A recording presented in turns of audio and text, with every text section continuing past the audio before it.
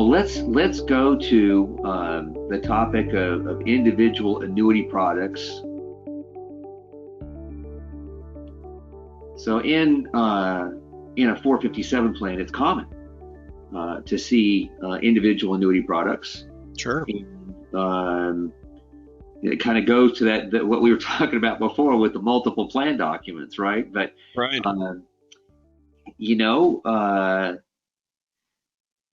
I think that annuities often get lumped into just a negative container. Mm-hmm. Not all annuities are bad. Right. Agreed. And annuities used properly can be really valuable in the right situation. Sure. And so, what are your thoughts on going forward in? I guess first question is, do you see the use of individual annuities increasing in plans? A little bit, not a huge increase, but I think it is, as you say, a very, very useful vehicle because, going back to my discussion a couple minutes ago, you get to retirement in a 457 plan or 403B or some other kind of defined contribution plan. And you've got this pot of money. Now what do I do with it? How do I make it last? Right. And how long am I going to live so I know how long to make it last? So there's a lot of different factors. If I have a pot of money, how do I invest it so that I can make sure that it will have a decent return so it'll last for a long time? Gee, what happens if the market, tanks? Gee, we've never seen that happen before. So, one of the benefits of an annuity in particular, but also these guaranteed minimum withdrawal benefit types of products, is they say, it doesn't matter what happens to the marketplace. It doesn't matter how long you live. You're going to get money every month or however, whatever period you've set it up for. You're going to get this money for the rest of your life, and maybe for the rest of your life and your spouse's life. So to me, the notion of having annuity products or annuity type of products available in a plan is really important. I'm a huge proponent of and believer in these types of products to help participants deal with that issue of I've gotten to retirement, I'm 65 or 66 or whatever years old. Now what do I do? Right. And so this kind of takes that burden off of the retiree. I think one of the reasons annuities, maybe two reasons why annuities in particular have maybe bad rap is too strong a word, but it's the one that comes to mind, and that is, they're more expensive than the benefit you get out of them, and I don't think that's really true. There are costs associated with having an annuity, but you got to look at what kind of income do you think you're going to need in the future, and does this annuity provide that for you? And the second thing is, well, what about the cost of getting into it? What about these commissions that are paid to the insurance agent? And commissions have gotten kind of a bad rap too. To me, commissions are not necessarily bad, but what the governing body, the fiduciaries of the 457 plan need to look at is, who is the agent that's going to be marketing to the participants and describing the product? What is their reputation?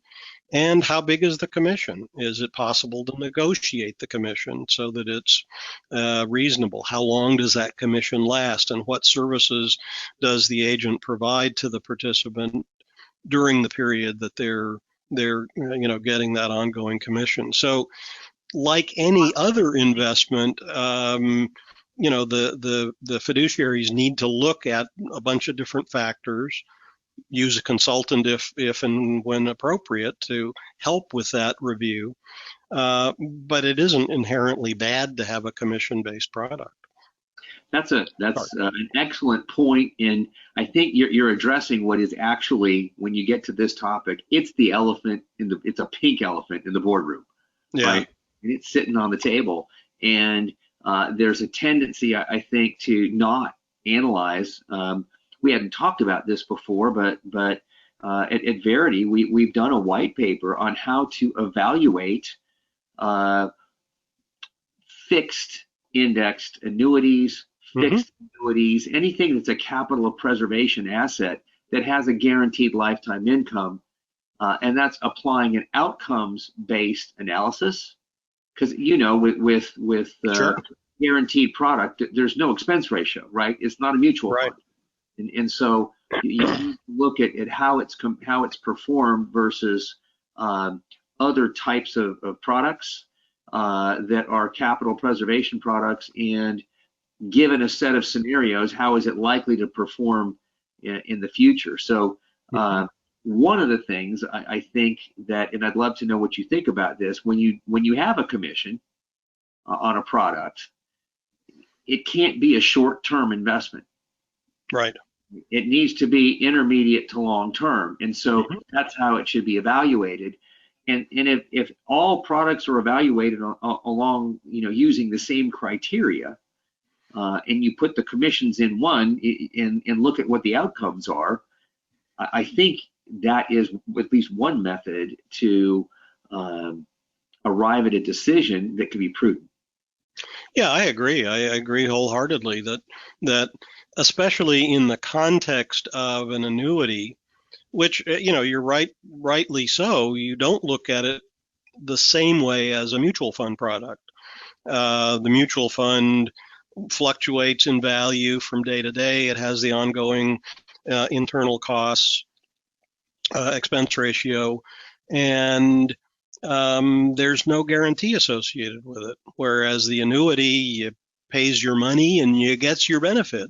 Right. And there's the commission cost associated with it, but no other ongoing cost. And if it's a fixed index annuity, it can fluctuate somewhat in the outcome, but nevertheless, I think it's appropriate to this is going to sound weird, but to look at it in the same way that you look at any other investment alternative, in that you have to analyze all the features, right? But you have to look at it differently from the other types of investment products, because as you point out, it's the outcome that's really the important piece of it.